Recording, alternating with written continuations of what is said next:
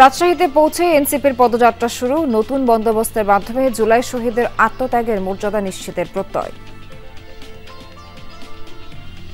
যেই আকাঙ্ক্ষার জন্য, যেই নতুন বাংলাদেশের জন্য জীবন দিয়েছিল, আমরা যাতে সেই নতুন বাংলাদেশ বিনির্মাণ করতে পারি।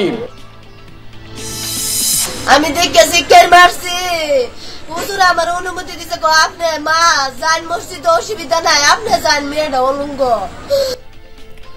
ব্রাহ্মণবাড়িয়ার সরাইলে মসজিদের দোতলা থেকে শিশুর বিবস্ত্র মরদেহ উদ্ধার, ধর্ষণের পর হত্যার অভিযোগ, ইমাম মুয়াজ্জিন হেফাজতে। বড় মন গিয়ে দেখে আপনার যে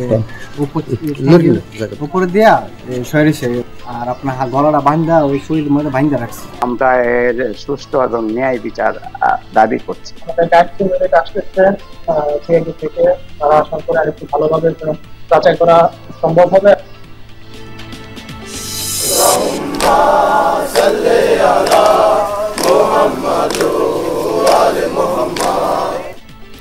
পবিত্র আশুরায় দেশ জুড়ে নানা আনুষ্ঠানিকতা, কারবালার করুণ ইতিহাস স্মরণে শিয়া সম্প্রদায়ের তাজিয়া মিছিল।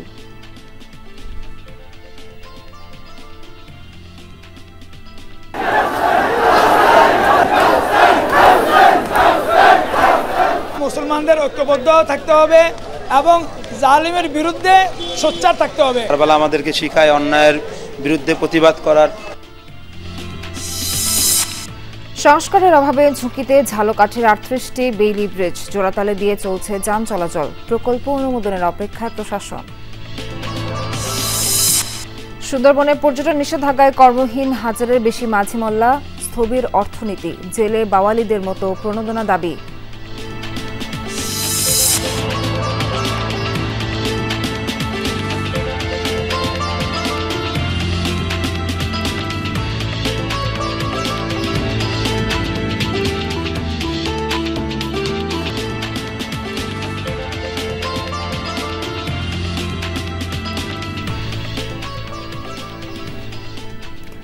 স্বাগত সবাইকে, আমন্ত্রণ বিরতিহীন সংবাদ সারা দেশে। এতক্ষণ শিরোনাম দেখছিলেন, পুরো খবর নিয়ে সঙ্গে আছি নাবিলা সোহার। নতুন বাংলাদেশ গড়ে তোলার মাধ্যমে জুলাই অভ্যুত্থানে শহীদদের আকাঙ্ক্ষা পূরণ করা হবে। চাঁপাইনবাবগঞ্জে এনসিপির জুলাই পদযাত্রার কর্মসূচির পথসভায় এমনটা বলেছেন দলের আহ্বায়ক নাহিদ ইসলাম। মৌলিক সংস্কারে বাধা দেওয়া হলে প্রতিরোধ গড়ে তোলার হুঁশিয়ারি দেন দলটির নেতারা। দেশ গড়তে জুলাই পদযাত্রা কর্মসূচির ৬ষ্ঠ দিনে চাঁপাইনবাবগঞ্জের পাশাপাশি রাজশাহীতেও গণসংযোগ ও পথসভা করছে দলটি। জুলাই অভ্যুত্থানে চাঁপাইনবাবগঞ্জে ছাত্র জনতার আন্দোলনের কেন্দ্র ছিল শহরের শান্তিমোড়। নওগাঁ থেকে চাঁপাইনবাবগঞ্জ পৌঁছে শান্তিমোড় থেকেই শুরু হয় এনসিপির ৬ষ্ঠ দিনের জুলাই পদযাত্রা কর্মসূচি। বিভিন্ন সড়ক ঘুরে কলেজ চত্বরে পৌঁছায় জুলাই পদযাত্রা। সেখানে অনুষ্ঠিত হয় পথসভা। দলের আহ্বায়ক নাহিদ ইসলাম বলেন, নতুন বন্দোবস্তের মাধ্যমে জুলাই অভ্যুত্থানে শহীদদের আত্মত্যাগের মর্যাদা নিশ্চিত করা হবে। এ সময় সীমান্ত হত্যাকাণ্ডের কড়া সমালোচনা করেন তিনি। হুঁশিয়ারি দেন সীমান্ত অভিমুখে লং মার্চেরও। শহীদরা যেই আকাঙ্ক্ষার জন্য, যেই নতুন বাংলাদেশের জন্য জীবন দিয়েছিল, আমরা যাতে সেই নতুন বাংলাদেশ বিনির্মাণ করতে পারি। সীমান্তে অনেক বাহাদুরি হয়েছে দাদাদের, সেই বাহাদুরির দিন শেষ হয়েছে। যদি সীমান্তে আগ্রাসন চালানো হয়, সীমান্তে আমার ভাইদের উপর হত্যার চেষ্টা চালানো হয়, আমরা সীমান্তে লং মার্চ ঘোষণা করব। পথসভায় দলের সদস্য সচিব আক্তার হোসেন বলেন, মৌলিক সংস্কারে বাধা দিলে প্রতিরোধ গড়ে তোলা হবে। জুলাই ঘোষণা ও জুলাই সনদের উপর গুরুত্ব দেন নেতৃবৃন্দ। বাংলাদেশে যদি মৌলিক সংস্কারকে কেউ বাধাগ্রস্ত করার চেষ্টা করে, বাংলাদেশে জুলাই সনদ, জুলাই ঘোষণাপত্র কেউ যদি আটকিয়ে রাখতে চায়, তাদের বিরুদ্ধে এই চাঁপাইবাসীকে প্রতিরোধ করে তুলবে, এই চাঁপাইবাসীকে প্রতিরোধ করে তুলবে। পরে শহরের সুপারমার্কেট এলাকায় এনসিপির জেলা কার্যালয় উদ্বোধন করেন কেন্দ্রীয় নেতারা। এরপর রাজশাহীর উদ্দেশ্যে রওনা হয় জুলাই পদযাত্রার গাড়িবহর। জাহিদ হাসান, যমুনা নিউজ। রাজশাহীতে এনসিপির পদযাত্রার সাথে আছেন আমাদের সহকর্মী তারেক মাহমুদ। একটু তারেকের সঙ্গে কথা বলতে চাই। তারেক, এনসিপির এখন কি কার্যক্রম চলছে আর বক্তব্যে নেতারাই বা কি বলছেন? সোহার, বিকেল 4টায় রাজশাহীর যে গোদাগাড়ি উপজেলায় চাঁপানবাবগঞ্জ থেকে কিন্তু ডাইংপাড়া মোড়ে এসে সেখানে কিন্তু যারা নেতৃবৃন্দ রয়েছেন এবং জাতীয় নাগরিক পার্টির আহ্বায়ক নাহিদ ইসলাম এবং আক্তার হোসেন এবং দলটির মুখ্য সংগঠক হাসনাত আবদুল্লাহ, উত্তর অঞ্চলের মুখ্য সংগঠক সার্জিস আলম তারা বক্তব্য রেখেছেন। তারা যেমনটি বলছে যে জুলাই আন্দোলনের যারা আন্দোলনকারী তারা কিন্তু এখনও ঘুমিয়ে নেই, সকলেই কিন্তু জাগ্রত এবং জুলাই গণঅভ্যুত্থানের যে আন্দোলন করেছিল নতুন বাংলাদেশ বিনির্মাণের সেই বিষয়টি নিয়ে তারা কথা বলেছেন এবং সেই উপজেলায় 30 জন কিন্তু গুলিবিদ্ধ হয়েছিলেন সেই বিষয়টি তিনি বলেছেন এবং দেশ গড়তে যে এই পদযাত্রা এবং জুলাই বিপ্লবীরা কিন্তু এখনও ঘুমিয়ে নেই, নেতৃবৃন্দ কিন্তু সেটি জানিয়েছেন। এবং এখন পর্যন্ত এই যে গাড়ি বহরটি সেটি গোদাগাড়ি থেকে আমি যতটুকু দেখতে পাচ্ছি যে গাড়ি বহরটি রাজশাহী শহরের উদ্দেশ্যে যাত্রা করছে এবং এখান থেকে আমি যতটুকু জানতে পেরেছি নেতৃবৃন্দদের সাথে তারা যেমনটি বলেছেন যে এখান থেকে রাজশাহীর যে রেলগেট এলাকায় তারা যাবেন, সেখানে র্যালি নিয়ে বের হবেন। সেই র্যালিটি নিউ মার্কেট, রানীবাজার, সাগরপাড়া, আলুপট্টি, 0 পয়েন্টে শেষ করে সোনাদিঘির মোড় এবং বাটার মোড় শেষ হয়ে কিন্তু 0 পয়েন্টে সে পথসভা সেটি অনুষ্ঠিত হবে।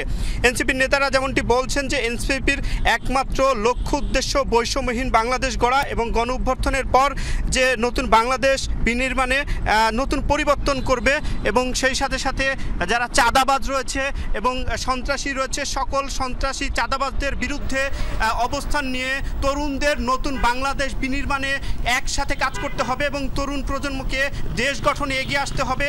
তারা এই বার্তাটি সকল জেলাতে পৌঁছে দিতে চান এবং একটু পরে আসলে রাজশাহী শহরে গিয়ে তাদের যে বক্তব্য এনসিপি নেতৃবৃন্দদের তারা সেই বক্তব্যটি রাখবেন। সোহার, তারেক, আপনাকে ধন্যবাদ। ব্রাহ্মণবাড়িয়া সরাইলে মসজিদের দোতলা থেকে শিশুর রক্তাক্ত বিবস্ত্র মরদেহ উদ্ধার করা হয়েছে। এ ঘটনায় এলাকায় চাঞ্চল্য তৈরি হয়েছে। পরিবারের অভিযোগ, ধর্ষণের পর হত্যা করা হয়েছে শিশুটিকে। তবে ময়নাতদন্ত না হওয়া পর্যন্ত নিশ্চিত নয় পুলিশ। জিজ্ঞাসাবাদের জন্য এরই মধ্যে আটক করা হয়েছে 2 জনকে।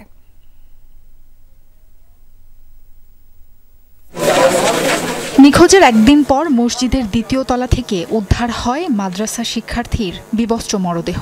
শরীরে আঘাতের চিহ্ন স্পষ্ট। সকালে ব্রাহ্মণবাড়িয়া সরাইলের হাবলিপাড়া জামে মসজিদে পড়তে যায় শিশু শিক্ষার্থীরা। 2য় তলায় উঠে দেখতে পায় ওই শিশুর গলায় কাপড় পেঁচানো মরদেহ। শিশুদের চিৎকারে এগিয়ে আসেন ইমাম। খবর দেয়া হয় পরিবারকে। বড় বোনকে দেখে আপনার যে উপরে দেয়া সরেছে ওই সারা উলঙ্গ আর আপনার গলাটা বান্ধা ওই শরীরের মধ্যে বান্ধা রাখছে, একবার সারা শরীর উলঙ্গের অবস্থা আছে। আর ওনার যে পরনের যে পায়জামা দিয়া অতীতে আমাদের মুরব্বী থেকে এই পর্যন্ত এই ধরনের নগ্ন ঘটনা হয় নাই। আমরা এর সুষ্ঠু এবং ন্যায় বিচার দাবি করছি। আমি দেখে শিক্ষার মারছি, হুজুর আমার অনুমতি দিছে, আপনি মা যান মসজিদে, অসুবিধা নাই, আপনি যান মেয়েটা। স্বজনরা জানায় শনিবার দুপুরে বাড়ি থেকে খেলতে বের হয় 5ম শ্রেণীর ওই মাদ্রাসা শিক্ষার্থী। এরপর থেকে খোঁজ মিলছিল না শিশুর। দিনভর চলে খোঁজাখুঁজি।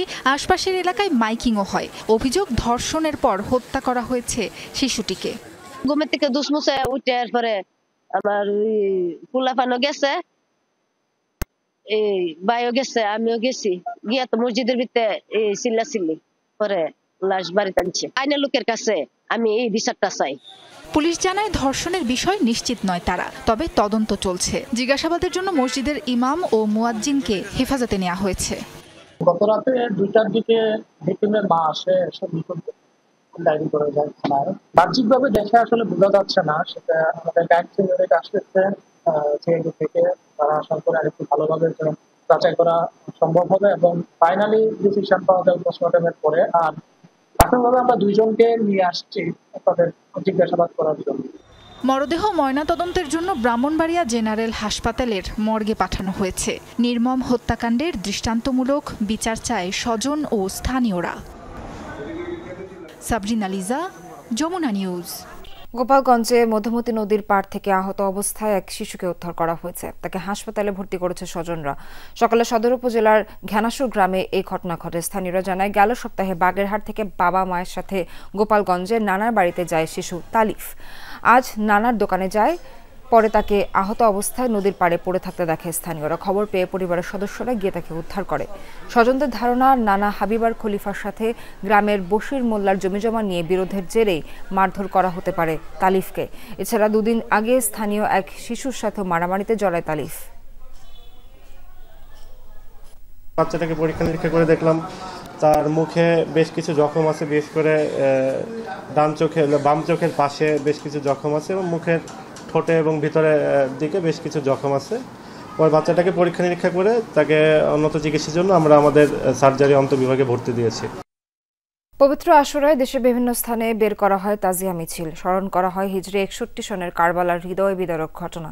শোককে শক্তিতে রূপান্তর আর অন্যায়ের বিরুদ্ধে সত্যের জয়ের বার্তা নিয়ে তাজিয়া মিছিলে অংশ নেয় শিয়া সম্প্রদায়ের মানুষ। পবিত্র 10 মুহররম, সম্মিলিত কণ্ঠে হাই হোসেন রব স্মরণ করছেন বিশ্বনবী হযরত মুহাম্মদ সাল্লাল্লাহু আলাইহি ওয়াসাল্লামের দৌহিত্র ইমাম হুসাইন রাদিয়াল্লাহু তাআলা আনহুকে।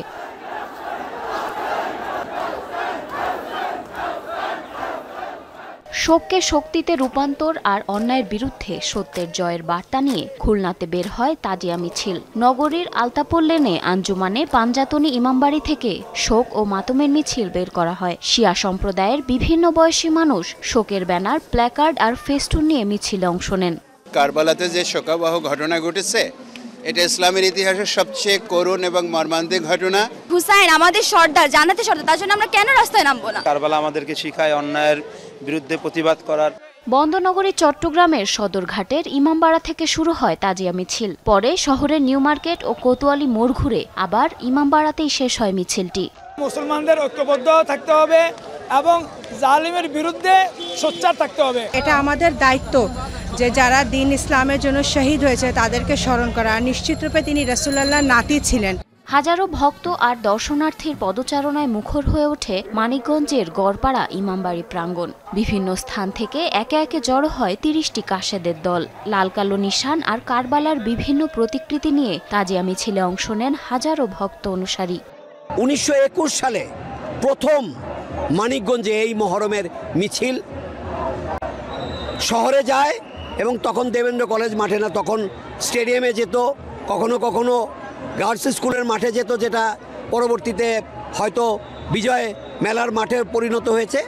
ঝুম বৃষ্টি উপেক্ষা করে তাজিয়া মিছিল বের হয় যশোরে। আইনশৃঙ্খলা বাহিনীর কড়া নিরাপত্তার মধ্যে শহরের মুজিব সড়ক, দরটানা মোড়, চৌরাস্তা, আরএন রোড হয়ে শহরতলির মুরলী মোড় ইমামবাড়ায় গিয়ে শেষ হয়। এছাড়া বরিশাল সহ বিভিন্ন জেলায় এ উপলক্ষে মিছিল, আলোচনা সভা ও দোয়া মাহফিলের আয়োজন করা হয়। জারিন অর্নি, যমুনা নিউজ। ঢাকার নবাবগঞ্জে বাড়ির পাশের ক্ষেত থেকে আমজাদ হোসেন নামের যুবদল নেতার মরদেহ উদ্ধার করেছে পুলিশ। ভোরে উপজেলার মাঝেরকান্দা এলাকায় মৃধাকান্দা থেকে মরদেহটি উদ্ধার করা হয়। পুলিশ জানায়, চেক জালিয়াতির মামলায় 1 বছরের সাজা সংক্রান্ত পরোয়ানা নিয়ে আমজাদকে গ্রেফতার করতে তার বাড়িতে যায় পুলিশ। অভিযানের বিষয়টি টের পেয়ে বাড়ির পেছনের দরজা দিয়ে পালিয়ে যায় আমজাদ। তাকে না পেয়ে ফিরে আসে পুলিশ। পরবর্তীতে প্রায় 1 ঘন্টা পর ধান ক্ষেতের পাশে আমজাদকে পড়ে থাকতে দেখে স্থানীয়রা। খবর পেয়ে হাসপাতালে নেওয়া হলে চিকিৎসক তাকে মৃত ঘোষণা করেন। আমজাদের বিরুদ্ধে রাজনৈতিক ও চেক জালিয়াতি সহ প্রায় 27টি মামলা রয়েছে বলে জানিয়েছে পুলিশ। তিনি উপজেলা যুবদলের সাবেক সাধারণ সম্পাদক ছিলেন।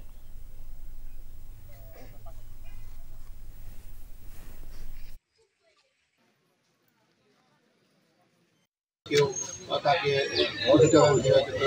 পুলিশ আসছে, উনি পেছন দিক দিয়ে চলে যায়।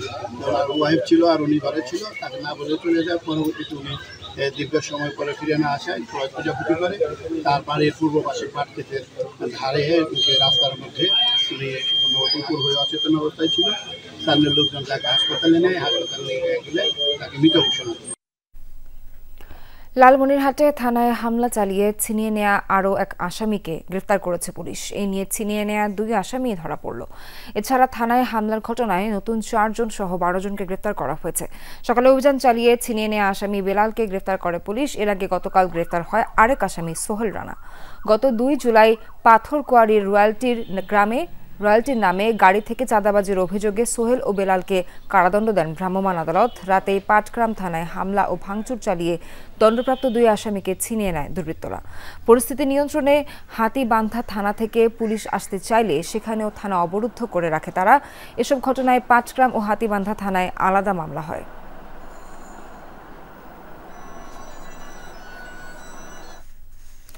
সংস্কারের অভাবে নদীবেষ্টিত জেলা ঝালকাঠির প্রায় 38টি বেইলি ব্রিজ ঝুঁকিপূর্ণ হয়ে পড়েছে। দীর্ঘদিনের পুরনো জোড়াতালি দেয়া এসব ব্রিজ দিয়েই প্রতিদিন চলাচল করছে শত শত যানবাহন।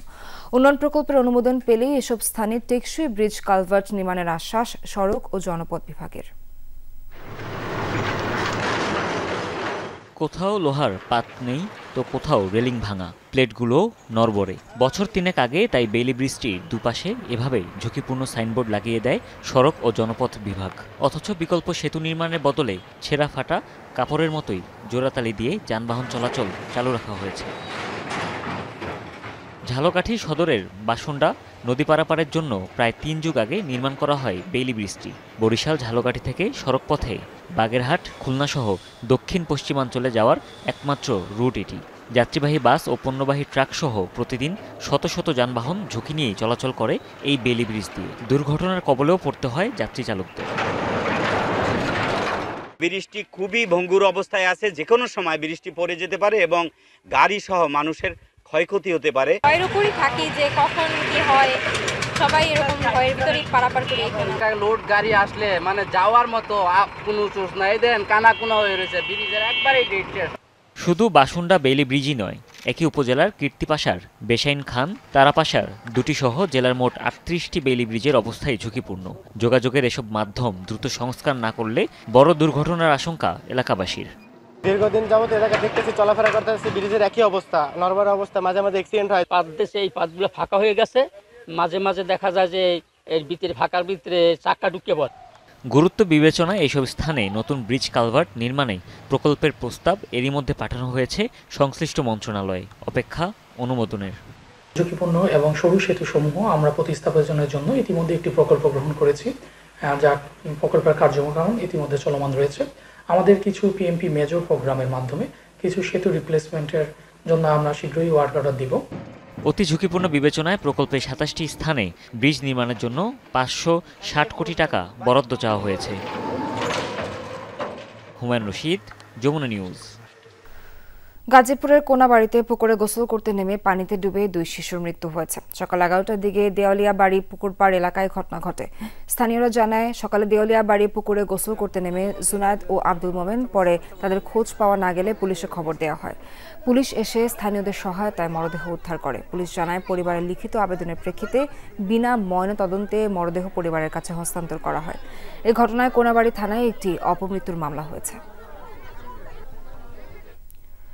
মুন্সিগঞ্জের শ্রীনগরে দলিল লেখকপট্টিতে অগ্নিকাণ্ডের ঘটনা ঘটেছে। পড়েছে অন্তত 19টি ঘর। শনিবার দিবাগত রাত 2টার দিকে উপজেলার রেজিস্ট্রি অফিসের সামনের একটি দোকানে হঠাৎ আগুন লাগে। মুহূর্তে তা ছড়িয়ে পড়ে পাশের দলিল লেখকপট্টিতে। পুড়তে থাকে জমে যাওয়ার নথিপত্র। এক পর্যায়ে ভয়াবহ রূপ নেয় অগ্নিকাণ্ড। ফায়ার সার্ভিসের 4টি ইউনিটের ঘণ্টা 2-এর চেষ্টায় নিয়ন্ত্রণে আসে আগুন, তবে অগ্নিকাণ্ডে কেউ দগ্ধ হয়নি। ফায়ার সার্ভিস জানিয়েছে, তদন্তের পরই জানা যাবে অগ্নিকাণ্ডের কারণ ও ক্ষয়ক্ষতির পরিমাণ। গত 16 মে শ্রীনগর বাজারে অগ্নিকাণ্ডে শতাধিক দোকান পড়েছিল। শ্রীনগর ফায়ার স্টেশন দ্রুত ঘটনাস্থলে এসে অগ্নি নির্বাপন শুরু করে। পরবর্তীতে পার্শ্ববর্তী সিরাজদিখান ফায়ার স্টেশন ঘটনাস্থলে যোগদান করে। এই অগ্নিকাণ্ডে আনুমানিক 19টা দোকান পুড়ে গেছে। অগ্নিকাণ্ডের কারণ এবং ক্ষয়ক্ষতির পরিমাণ তদন্ত সাপেক্ষে বলা যাবে। দখল হয়ে যাচ্ছে পটুয়াখালী ও বরগুনা জেলার রাখাইন সম্প্রদায়ের শ্মশানের স্থান। বিষয়টিকে মানবতার বিপর্যয় হিসেবে দেখছেন আদিবাসী ফোরামের কেন্দ্রীয় নেতৃবৃন্দরা। তবে ভূমিগ্রাসীদের হাতে বেদখল হওয়া এসব সম্পত্তি উদ্ধারের আশ্বাস দিল স্থানীয় প্রশাসন। দেখে বোঝার উপায় নেই, পুরো জায়গা জুড়েই ছিল মৃতদেহ সৎকারের স্থান। ফসলি জমি ভিটেমাটির পর এখন ভূমিদস্যুদের চোখ পড়েছে রাখাইন সম্প্রদায়ের শ্মশানের জায়গার দিকেও। পটুয়াখালী ও বরগুনা জেলার বিস্তৃত এলাকায় বাস রাখাইন সম্প্রদায়ের মানুষের। 2 জেলায় তাদের মরদেহ সৎকারের স্থান রয়েছে 3টি। তবে কালাচানপাড়া, মন্দিপাড়া বা ঠাকুরপাড়ার 3টি শ্মশানেই দখল হয়েছে অর্ধেকের বেশি জমি। জায়গা দখল করে কেউ বানিয়েছে বাড়ি, কেউ বা কেটেছে পুকুর। দখলের পেছনে ভূমি অফিসের গাফিলতিরও অভিযোগ করেছেন রাখাইনরা। স্থানীয় যারা প্রভাবশালী তারা রাতারাতি শ্মশানের জমি খনন করে। আমি নিজে স্বয়ং এসে বাধা দিয়েছি, সে মানতেছে না, সে অমুকের অজুহাত দেখায়, অমুকের কথা বলে। প্রশাসনের কাছে আবেদন দেওয়ার পরে যখন এসএলএন অফিসে আসে তখন এই কাগজগুলো বা রিপোর্টগুলো বছরের বছর এখন পেন্ডিং অবস্থা পড়ে থাকে তদবির করার পরেও। আরে সিএস খতিয়ে দেখবেন আমাদের সম্প্রদায় সব এই যে বিএস করার সময় যাদের জমির মুখসা ছিল তারা বিএস করে নিয়ে গেছে, তাদের এসে যা ছিল তার সাথে বেশি করে বিএস করে নিয়ে গেছে। সম্প্রতি শ্মশানের জায়গা পরিদর্শন করেছেন আদিবাসী ফোরামের নেতৃবৃন্দরা। তারা জানান 7 বছর আগেও এই 2 জেলায় বাস করত 7,000টি রাখাইন পরিবার। এখন তা নেমে দাঁড়িয়েছে মাত্র 2500-তে। দ্রুতই প্রধান উপদেষ্টা সহ সংশ্লিষ্টদের অবহিত করার উদ্যোগ নেওয়া হবে বলে জানান আদিবাসী নেতারা। সমাহিত করা, কবর দেওয়া, ধর্মীয় রীতি অনুসারে সাহিত্য করা, ওই জায়গাটা যদি দখল হয়ে যায় তাহলে তো এটা আসলে মানবতার শেষ বিপর্যয় বলে। কোনো অভ্যুত্থানের পরবর্তী সরকার আছে, আমরা চাইবো যে ওনাদের কাছে ওনারা যাতে রাখাইনদের এই যে শ্মশান দখলগুলো ঠেকান। রাখাইনদের জমি দখলের কথা স্বীকারও করল দখলকারীরা। জায়গাতে এইদিকে অবশিষ্ট আছে বিদায় হেরাও বেশি সাবসৃষ্টি করে নাই, এজন্যই ওই জায়গায় বসানো হয়েছে। আসলে জোর জবরদস্ত করিয়া যে করছে এরকম না। শ্মশানের জমি অবমুক্ত সহ প্রয়োজনীয় পদক্ষেপ নেওয়ার আশ্বাস দিয়েছেন উপজেলা নির্বাহী কর্মকর্তা। আমরা প্রতিনিয়ত এগুলোর বিরুদ্ধে লড়াই করে যাচ্ছি, অনেক জমি উদ্ধার করছি। রাখাইন সম্প্রদায়ের অনেক জমি ইতিমধ্যে উদ্ধার হয়েছে। যে জমিগুলো ভুলবশত রেকর্ড হয়েছে সেই রেকর্ডগুলোকে আদালতের মাধ্যমে আমরা কারেকশন করার চেষ্টা করছি। কুয়াকাটার পর্যটন শিল্পকে বাঁচিয়ে রাখার স্বার্থেই রাখাইনদের সমস্যা দ্রুত সমাধানের দাবি স্থানীয়দের। জারিন অর্নি, যমুনা নিউজ। বরিশাল নগরীর বিভিন্ন অবৈধ স্থাপনা উচ্ছেদ অভিযান চালিয়েছে সিটি কর্পোরেশন। দুপুরে ধারাবাহিক অভিযানের অংশ হিসেবে নগরীর বগুড়া এলাকায় অভিযান চালানো হয়। এ সময় রাস্তা দখল করে নির্মিত বাড়ির বর্ধিত অংশ, দোকানপাট ভেঙে দেওয়া হয়। বেশ কিছুদিন ধরে নগরীতে অবৈধ স্থাপনা উচ্ছেদে কার্যক্রম চালাচ্ছে সিটি কর্পোরেশন। এই অভিযান অব্যাহত থাকবে বলেও জানিয়েছে সংশ্লিষ্ট কর্মকর্তারা। নানা আয়োজনে উদযাপিত হচ্ছে রাজশাহী বিশ্ববিদ্যালয়ের ৭২তম প্রতিষ্ঠা বার্ষিকী। সকালে জাতীয় সঙ্গীত পরিবেশন, পতাকা উত্তোলন আর বেলুন ও পায়রা উড়িয়ে প্রতিষ্ঠা বার্ষিকীর আয়োজন শুরু হয়। পরে বর্ণাঢ্য শোভাযাত্রা বের করে প্রাক্তন ও বর্তমান শিক্ষার্থীরা। অনুষ্ঠিত হয় আলোচনা সভায়। এতে উপস্থিত ছিলেন শিক্ষা উপদেষ্টা অধ্যাপক চৌধুরী রফিকুল আবরার, উপাচার্য প্রফেসর সালাহ হাসান নকিব সহ প্রশাসনের ঊর্ধ্বতনরা। বক্তারা বলেন, প্রতিষ্ঠার এতদিনেও বিশ্ববিদ্যালয়ের সব লক্ষ্য অর্জিত হয়নি। শিক্ষার্থীদের খাবার, আবাসন, গবেষণা, চিকিৎসা সহ নানা খাতে প্রতিবন্ধকতা রয়েছে। এসব সমাধান করে আন্তর্জাতিক মানের বিদ্যাপীঠে উন্নীত করার চেষ্টা চলছে। 1953 সালের 6 জুলাই মাত্র 161 জন শিক্ষার্থী নিয়ে যাত্রা শুরু করে রাজশাহী বিশ্ববিদ্যালয়।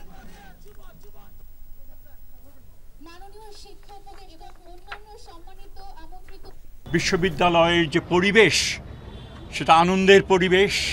সেই পরিবেশকে আমরা সমুন্নত রাখতে পারবো এবং এই বিশ্ববিদ্যালয় যেন আগামী আরও অনেক বছর ধরে তার যে গুরুদায়িত্ব সেটা সকলে মিলে যেন পালন করতে পারে। ছাত্রছাত্রীদের যে সুযোগ সুবিধা যেটুকু তাদের পাওনা সেটুকু আমরা আসলে মেটাতে পারছি না। যেখানে যেটুকু আছে সেটুকু সর্বোচ্চ ব্যবহার এবং উত্তরোত্তর সামর্থ্য বাড়ানো, এটাই আমাদের হবে আজকের দিনের অঙ্গীকার। চলতি মৌসুমে গাইবান্ধায় ক্লাস্টার পদ্ধতিতে 14,500 হেক্টর জমিতে চাষ হয়েছে আউশ ধান। পরিচর্যায় ব্যস্ত চাষিরা। বৃষ্টি কম হওয়ায় সেচ ব্যবস্থা রেখেছেন অনেকে। কৃষি বিভাগ বলছে 2 ফসলের মধ্যবর্তী সময়ে পতিত জমিকে আনা হচ্ছে আউশ ধান আবাদের আওতায়। প্রণোদনা পাওয়ায় চাষাবাদে আগ্রহী হচ্ছেন কৃষকরাও। বিস্তীর্ণ মাঠ জুড়ে সবুজের সমারোহ। ফসল উৎপাদনে ঘাম ঝরানো শ্রম দিচ্ছেন কৃষক। সরকারি প্রণোদনা পেয়ে কোমর বেঁধে মাঠে নেমেছেন গাইবান্ধার কৃষকরা। ভুট্টা বা বোরো আবাদের পর আমনের আগে জমি পতিত থাকলেও এবার বাড়তি ফসল হিসেবে চাষ হচ্ছে আউশ মৌসুমের উচ্চ ফলনশীল ব্রি ধান ৪৮ ও ব্রি ধান ৯৮। কৃষকরা জানান জমিতে সেচ সার কম লাগায় এই ধান চাষে খরচ অনেক কম, নেই রোগবালাইয়ের উৎপাত। আবহাওয়া ভালো থাকলে বিঘা প্রতি ১২ থেকে ১৪ মণ পর্যন্ত আউশ ধান ফলনের আশা তাদের। ভুট্টা বা ধান করি আগে, ধান করার পরে সম্পূর্ণ জমি পড়ে থাকে, সরকার দেওয়া কারণে আমরা আবারটা করে দেখ মোটামুটি লাভবান দেখতেছি। বসিলি ধান বলা হয় আমাদের এলাকায়, এই ধানটা আমরা রোপণ করছি বিএস সাহেবের পরামর্শক্রমে। তো সেক্ষেত্রে ধানটা মোটামুটি অনেক ভালো হয়েছে আর কি। বিএস আসে স্থানীয় সিনেও দেখে দেয় বা খটু করে দেয়, এই সিস্টেমে তারা বলে দেয়, আমরা সেই অনুযায়ী কাজ করে যাই। আবাদ অনেক ভালো, এখানে খরচও কম, বৃষ্টির পানিতে আবাদ হচ্ছে। কৃষি বিভাগ বলছে বীজ ও সার সহ সরকারের বিশেষ প্রণোদনায় আউশ চাষে উৎসাহিত করা হচ্ছে চাষিদের। মাঠ পর্যায়েও দেয়া হচ্ছে পরামর্শ। সার্বক্ষণিক পরামর্শ প্রদান করি এবং কখন কি ওষুধ দিতে হবে সেই বিষয়গুলো আমরা পরামর্শ দিই এবং আদার সাইড আগাছা দমন এই বিষয়গুলো আর কি আমরা পরামর্শ দিই। অসময়ে হয় সেগুলো ক্লাস্টার ওয়াইজ এটা উৎপাদন বৃদ্ধির জন্য 5 বিঘা 10 বিঘা 15 বিঘা বা একটা দোলা কেন্দ্রিক একসাথে করার জন্য আমরা উপসরকারি কৃষি কর্মকর্তাদের মাধ্যমে কৃষকদেরকে উদ্বুদ্ধ করেছি।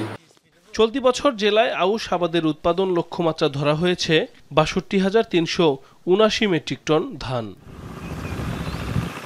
সাইফ আহমেদ, যমুনা নিউজ। সুন্দরবনে চলছে পর্যটন নিষেধাজ্ঞা। বন্যপ্রাণী বৃদ্ধির লক্ষ্যে জারি হয়েছে সরকারি আদেশ। পর্যটন শূন্য থাকায় কর্মহীন হাজারের বেশি মাঝি মল্লা। মিলছে না কোনো প্রণোদনা। তবে সেপ্টেম্বরের আগে পর্যটক প্রবেশের অনুমতি দেবে না বন বিভাগ। একদিকে বিস্তীর্ণ সমুদ্র, অন্যদিকে সবুজে ঘেরা বন। ভ্রমণ পিপাসুদের অন্যতম পছন্দ সুন্দরবনের করমজল পয়েন্ট। টানা ৩ দিনের সরকারি ছুটি, তবে ভিড় নেই দেশের সবচেয়ে বড় ম্যানগ্রোভ ফরেস্টে। প্রাণীদের প্রজনন মৌসুম বিবেচনায় পর্যটক প্রবেশ বন্ধ। জুন থেকে শুরু হয়ে জুলাই আগস্ট ৩ মাস কোনো পর্যটক প্রবেশ করতে পারবে না জীববৈচিত্র্যের এই অভয়ারণ্যে। ফলে অলস সময় পার করছেন প্রায় ১২০০ মাঝি মল্লা। ১২০০ মাঝি, আমাদের প্রায় ১৫,০০০ ফ্যামিলি। এদের আমাদের কোনো আয় রুজি নেই। সিজনে আমরা ২-৪ পয়সা রুজি করি, বাল বাচ্চা নিয়ে খাই। এখন আমাকে ডাল সিজন, এখন আমার কোনো রুজি রোজগার নাই। যদি টিরিপ আসে হ্যাঁ করমজল নিতে পারতেছি না। পর্যটন সংশ্লিষ্টরা বলছেন টানা নিষেধাজ্ঞায় স্থবির হয়ে পড়েছে এ অঞ্চলের অর্থনীতি। উপকূলীয় বনের ওপর নির্ভরশীল জেলে বাওয়ালিরা প্রণোদনা পেলেও বাকিরা সহায়তা থেকে বঞ্চিত। পোস্টার চলতেছে, লাইটার চলতেছে, সে মৎস্য আহরণে রানী মাছের কোনো ক্ষতি হয় না। শুধু আমাদের সাথে আমরা নয়, ভ্যানালা জড়িত, দোকানদাররা জড়িত, চার দোকানদাররা জড়িত, ব্যবসায়ীরা জড়িত। সবাই ট্যুরিস্ট আসলে তাদের কাছে খাদ্য খাবার বিক্রি করে, সদাই বিক্রি করে। বন্যপ্রাণী প্রজনন কেন্দ্রের কর্মকর্তা জানান, বনের জীববৈচিত্র্য রক্ষায় প্রশাসন কঠোর ভূমিকায় রয়েছে। গত কয়েক বছর ধরে চলছে এই নিয়ম। একটা লোক ঢোকার সুযোগ নেই, অন্যদিকে সব জায়গায় আমাদের সোর্স লাগানো আছে। আমরা মোটামুটি যতটুকু সম্ভব চেষ্টা করতেছি এটা দেখার জন্য, এবং কোনো পর্যটক আসতেছে না। আশা করি এইভাবে যদি চলে তাহলে অন্তত এই সুন্দরবনের যে স্বাস্থ্য যাকে বলে, অর্থাৎ বন, বন্যপ্রাণী, মৎস্যপ্রাণী সব কিছু একটা পরিবর্তন আসবে। নিষেধাজ্ঞা শেষ হওয়ার দিন গুনছে উপকূলীয় দিন মজুররা। পর্যটক বাড়লে কর্মচাঞ্চল্য ফিরবে পর্যটন সংশ্লিষ্টদের মাঝে, তেমনি রাজস্ব আদায় বাড়বে, চাঙা হবে অর্থনীতি। সাবরিনা লিজা, যমুনা নিউজ। দর্শক, এখানে শেষ করছি সংবাদ সারা দেশের আয়োজন।